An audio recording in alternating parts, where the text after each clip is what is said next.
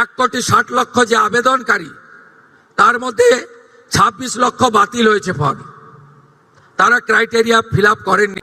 বাকি যে 1,30,00,000-এর বেশি ঝাড়াই বাছাইতে তারা যোগ্য বিবেচিত হয়েছেন।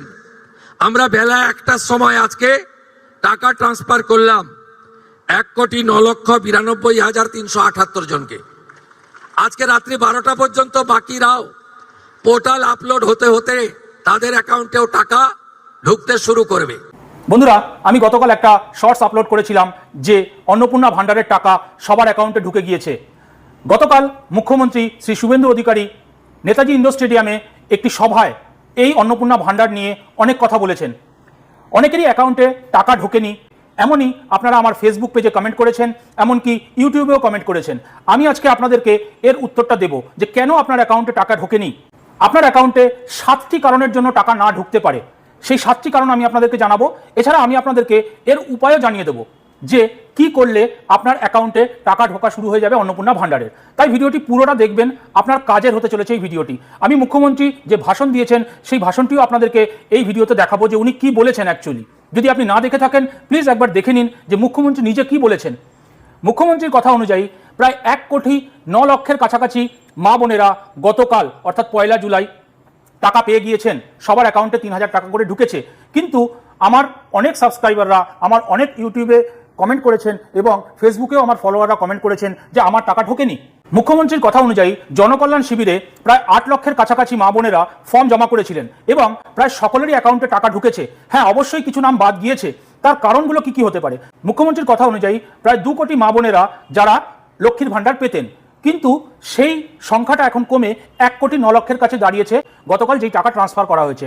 ওনার বক্তব্য অনুযায়ী প্রায় 27 লক্ষ এমন নাম বাদ গিয়েছে যারা আমাদের ভারতীয় নন, যাদের 3 জায়গায় ভোটার কার্ড ছিল এবং তারা 3 জায়গা থেকে লক্ষ্মীর ভাণ্ডার ওঠাতেন। মুখ্যমন্ত্রী এমনও জানিয়েছেন প্রায় 10 লক্ষের কাছাকাছি পুরুষের অ্যাকাউন্টে লক্ষ্মীর ভাণ্ডারের টাকা ঢুকতো। এই সমস্ত নাম যাচাই বাছাই করে বাদ দেওয়া হয়েছে। এছাড়াও আপনারা যারা কমেন্ট করছেন যে আপনার টাকা ঢোকেনি, মূলত কি হতে পারে? মূলত এটা হতে পারে যে আপনি যে অ্যাকাউন্ট ডিটেলস দিয়েছেন সেই অ্যাকাউন্ট ডিটেলসের সাথে হয়তো ডিবিটিটা লিঙ্ক করানো নেই। ডিবিটি লিঙ্ক ছাড়া টাকা ঢুকবে না, এটা আগেই পরিষ্কার করে দেওয়া হয়েছিল। সুতরাং একবার এনপিসিআই সাইটে গিয়ে আপনি আপনার ডিবিটি লিঙ্ক আছে কিনা চেক করে নিন এবং কোন ব্যাংক অ্যাকাউন্টে আছে সেটা চেক করে নিন। আপনি কি সেই ব্যাংক অ্যাকাউন্টটাই এই ফর্মে উল্লেখ করেছেন যখন আপনি অনলাইনে বা অফলাইনে ফর্ম ফিল আপ করেছেন? এটা প্রথম চেক করুন। মুখ্যমন্ত্রী আরও বলে দিয়েছিলেন যে সমস্ত বাচ্চাদেরকে সরকারি টিকাকরণ করানো হয় না বিভিন্ন কারণ দেখিয়ে, যে এটা জন্ম নিয়ন্ত্রণের টিকা, সেই জন্য যারা করেন না এমন কিছু মানুষ আছেন, তাদেরকে কিন্তু এই অন্নপূর্ণা ভান্ডারের থেকে নাম বাতিল করা হয়েছে। এছাড়াও যারা সরকারি স্কুলে বা বেসরকারি স্কুলে বাচ্চাদেরকে না পড়িয়ে কিছু এমন স্কুলে পড়ান যেখানে ভারত বিরোধী কথাবার্তা বলা হয়, সেই সমস্ত নামগুলোও কিন্তু বাদ গিয়েছে। আপনারা নিশ্চয়ই বুঝতে পারছেন উনি কোন স্কুলের কথা উল্লেখ করেছেন, যেখানে ধর্ম পড়ানো হয়, যেখানে মূল স্ট্রিমের যে পড়াশোনা সেই পড়াশোনা না করিয়ে ধর্ম পড়ানো হয়। এমন ধরনের স্কুলে যেই সমস্ত বাচ্চারা পড়েন তাদের মায়েদেরকে কিন্তু এই অন্নপূর্ণা ভান্ডারের টাকা দেওয়া হয়নি বা হবেও না। এমনকি একই ব্যক্তির 2টি বা 3টি বিবাহ করে রেখেছেন সেই সমস্ত মহিলারাও কিন্তু এই টাকা থেকে বঞ্চিত হবেন। এই কথাগুলো পরিষ্কার করে বলা হয়েছে। সুতরাং এই জিনিসগুলো আপনাকে দেখতে হবে। এছাড়াও আরও একটা সমাধান আমি আপনাদেরকে জানিয়ে রাখি, যদি আপনার টাকা না ঢুকে থাকে 5 তারিখ পর্যন্ত ওয়েট করুন, 5ই জুলাই পর্যন্ত। এরপরে আপনি লোকাল বিডিও অফিসে যান, সেখানে গিয়ে খবর নিন যে আপনি যে ফর্মটি সাবমিট করেছিলেন তার স্ট্যাটাস কী। অনলাইনেও আপনি অন্নপূর্ণা ভান্ডারের সাইটে গিয়ে, যেটা সোশ্যাল সিকিউরিটি সাইট আছে, সেখানে গিয়েও আপনি চেক করতে পারেন যে আপনার নামটি অন্নপূর্ণা ভান্ডারের যে ফর্ম সেটা সাবমিট করা আছে নাকি অ্যাপ্রুভ হয়ে গেছে নাকি রিজেক্ট হয়ে গেছে। যদি রিজেক্ট হয়ে যায়, আগস্ট মাস পর্যন্ত টাইম আছে, 31 আগস্ট পর্যন্ত আপনি আবার ফ্রেশ করে অ্যাপ্লাই করতে পারেন। সুতরাং ফ্রেশ করে আবার অ্যাপ্লাই করুন, সমস্ত ডকুমেন্ট নথিপত্র সব কিছু ঠিকঠাকভাবে জমা করুন, কোনো ভুল তথ্য দেবেন না। যথেষ্ট যাচাই বাছাই হচ্ছে যে যারা ভুল তথ্য দিচ্ছে তাদের কিন্তু নাম বাদ পড়ছে। যারা ট্যাক্স পেয়ার্স, অনেকেই আছেন যে ট্যাক্স দেন, সরকারি চাকরি থেকে পেনশন পাচ্ছেন, এমন মানুষরাও আবেদন করেছিলেন, তাদের নাম কিন্তু বাতিল করা হয়েছে। যারা ভরণ পোষণ করতে পারবেন, যাদের স্বামী তাদের স্ত্রীকে ভরণ পোষণ করতে পারেন, এমন নামও কিন্তু বাদ দেওয়া হয়েছে। সুতরাং এই যে যাচাই বাছাইয়ের প্রক্রিয়া, এর মধ্যে শুধু একটা ক্রাইটেরিয়া নয়, এখানে অনেকগুলো ক্রাইটেরিয়া আছে যেই কারণে আপনার নাম বাদ পড়তে পারে। এই জিনিসগুলোকে ঠিক করে নতুন করে আবেদন করুন, নিশ্চয়ই পাবেন। কারণ এমন আমার বন্ধুরা কমেন্ট করেছেন, আমার মা দিদিরা কমেন্ট করেছেন যে তাদের পাড়ায় হয়তো 20 জন মহিলা আছেন, তার মধ্যে হয়তো 17 জন পেয়েছেন, 3 জন পাননি। তার মানে এটা পরিষ্কার যে ওই 3 জনের নাম কিন্তু রিজেক্ট হয়েছে। কি কারণে হয়েছে সেটা জানার জন্য আপনাকে একটু অপেক্ষা করতে হবে, বা আপনি লোকাল বিডিও অফিসে গিয়ে জানকারি নিতে পারেন, আপনি সেখানে সমাধান পাবেন, নতুন করে আবেদন করুন, এটাই। এছাড়া আর কিছু করার নেই, কারণ অনলাইনে যে অ্যাপ্লিকেশন যারা করেছে সেই ফর্মকে এডিট করার অপশন কিন্তু নেই। অনলাইনে আপনি ফর্মটা এডিট করতে পারবেন না, সেখানে সেই অপশন দেওয়া হচ্ছে না। সুতরাং ফ্রেশ করে অ্যাপ্লাই করতে হবে, এটাই একমাত্র পদ্ধতি, আর কিচ্ছু করার নেই। এবং ফ্রেশ করে অনলাইনে হয়তো আর অ্যাপ্লিকেশন করা যাবে না, আপনাকে অফলাইনে ফর্ম জমা করতে হবে। বন্ধুরা, চলুন মুখ্যমন্ত্রী কি বলেছেন সেই কথাটি একবার শুনে নিই। 1,60,00,000 যে আবেদনকারী, তার মধ্যে 26 লক্ষ বাতিল হয়েছে ফর্ম, তারা ক্রাইটেরিয়া ফিল আপ করেননি। বাকি যে 1,30,00,000-এর বেশি ঝাড়াই বাছাইতে তারা যোগ্য বিবেচিত হয়েছেন। আমরা বেলা 1টার সময় আজকে টাকা ট্রান্সফার করলাম 1,09,92,378 জনকে। আজকে রাত্রি 12টা পর্যন্ত বাকিরাও পোর্টাল আপলোড হতে হতে তাদের অ্যাকাউন্টেও টাকা ঢুকতে শুরু করবে। কারা যেন বলছিলেন না যে আগের সরকারের যে বরাদ্দ ছিল, এই সরকার বরাদ্দ মাত্র 1,000 কোটি টাকা বাড়িয়ে অর্ধেক বেনিফিশিয়ারি করে দিয়েছে। আমরা একটা বেনিফিশিয়ারিকেও বাদ দেব না। যারা আমরা বেনিফিশিয়ারি বলি না, আমরা বলি এটা আপনার অধিকার। আজকেই আমরা 1 কোটি, ইতিমধ্যে 1,10,00,000-এর অ্যাকাউন্টে ঢুকিয়েছি, যার মধ্যে আমাদের তফসিলি জাতি, শিডিউল কাস্ট মা বোন দিদি রয়েছেন 26,63,555 জন। আমাদের মূলবাসী আদিবাসী মহিলা রয়েছেন 49,04,93,139, 5 কোটির কাছাকাছি, 5 লক্ষের কাছাকাছি। বেনিফিশিয়ারি ফ্রম হিল, পাহাড়ি এলাকা, দার্জিলিং, কালিম্পং, কার্শিয়াং, ওখানকারও আমাদের নেপালি গোর্খা বোন এবং দিদি, তারা ইতিমধ্যে অ্যাকাউন্টে পেয়ে গেছেন 1,22,628 জন।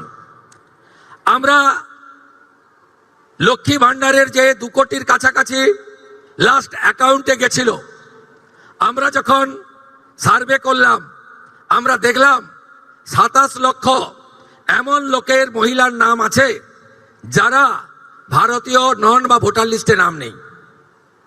এক্ষেত্রে কিভাবে মৃত ব্যক্তির নাম আছে, এখানে থাকে না এমন লোকের নাম আছে, 3 জায়গায় ভোটার লিস্টে নাম ছিল, 3 জায়গায় টাকা অ্যাকাউন্টে ঢুকছিল, এমন লোকের নাম আছে। আমরা এই লোকেদের নাম কেটেছি, কারণ সরকারের টাকা ভারতীয় ছাড়া অন্য কেউ পেতে পারে না, কোনো অভারতীয় পেতে পারে না। আমরা এই ক্ষেত্রে ছাড় দিয়েছি। যারা বাংলাদেশ থেকে শরণার্থী হিসাবে এসেছেন, সিএএতে আবেদন করেছেন, তাদের ক্ষেত্রে আমরা যতক্ষণ না সিএএ নিষ্পত্তি হচ্ছে তাদের এই সামাজিক ভাতা চালু থাকবে, আটকানো হবে না। শুধু তাই নয়, প্রশ্ন তুলতে পারেন এরা তো মূলত হিন্দু। আমরা সেক্ষেত্রে আমাদের লোক ধর্ম পালন করেছি। যারা ট্রাইব্যুনালে অ্যাডজুডিকেট হয়ে ট্রাইব্যুনালে আবেদন করেছিলেন, তাদেরকেও আমরা যতক্ষণ না ট্রাইব্যুনালে তাদের বাতিল বলে ঘোষণা করছে, তাদের এই ভাতা চালু রাখার সিদ্ধান্ত গ্রহণ করেছি। এতে কি কোথাও ভুল হয়েছে? আপনি ভারতীয়, দেশ আপনার প্রথম। আপনি সরকারি এক্সচেকারের টাকা, ট্যাক্সের টাকা কোনো ভারতীয়কে দিতে পারেন না। আপনি বলুন, আগের সরকার মহিলাদের জন্য চালু করেছিলেন 500। এই কর্মসূচির উদ্দেশ্য ছিল মহিলাদের অ্যাকাউন্টে যাওয়ার। আপনি অবাক হয়ে যাবেন, এই 2 কোটির মধ্যে 10 লক্ষ পুরুষ বেরিয়েছে। বলুন আমার মা বোনেরা, দিদিরা, লক্ষ্মীর ভান্ডারের নামের টাকা কি পুরুষের অ্যাকাউন্টে যাওয়া উচিত? তাই ঝাড়াই বাছাইয়ের প্রয়োজন ছিল। সমালোচনা হয়েছে 12 পৃষ্ঠার ফর্ম, অ্যাকচুয়ালি 4টে পৃষ্ঠা ছাড়া ফিল আপ করার ছিল না। আর একবার আপনি ফিল আপ করে দিয়েছেন, একেবারে পোর্টালে আপলোড হয়ে গেছে। শুধু এই স্কিম নয়, ভারত সরকার, পশ্চিমবঙ্গ সরকারের আরো অসংখ্য স্কিমে আপনি সুযোগ পাবেন। আপনাকে আর দ্বিতীয়বার ফর্ম ফিল আপ করতে হবে না। তাই আপনারাও সহযোগিতা করেছেন। আমরাও আপনাদেরকে, আপনাদের ধৈর্যকে আমরা কুর্নিশ জানাই। আমরা 4 দিন ব্যাপী যে জনকল্যাণ শিবির করেছিলাম, এই জনকল্যাণ শিবিরে 8,15,000 দিদি এবং বোন অন্নপূর্ণা যোজনায় নাম নথিভুক্ত করেছিলেন। খুশির খবর, আজকে যাদেরকে টাকা ট্রান্সফার হলো তাদের মধ্যে জনকল্যাণ শিবিরে আসা 8,15,000 প্রত্যেকেই তাদের অ্যাকাউন্টে টাকা পেলেন। বন্ধুরা, যদি ভিডিওটা কাজের মনে হয় প্লিজ একটা লাইক দেবেন, সবার সঙ্গে শেয়ার করবেন, সবার উপকারে আসবে। সবাই সুস্থ থাকবেন, ভালো থাকবেন। জয় হিন্দ, জয় ভারত।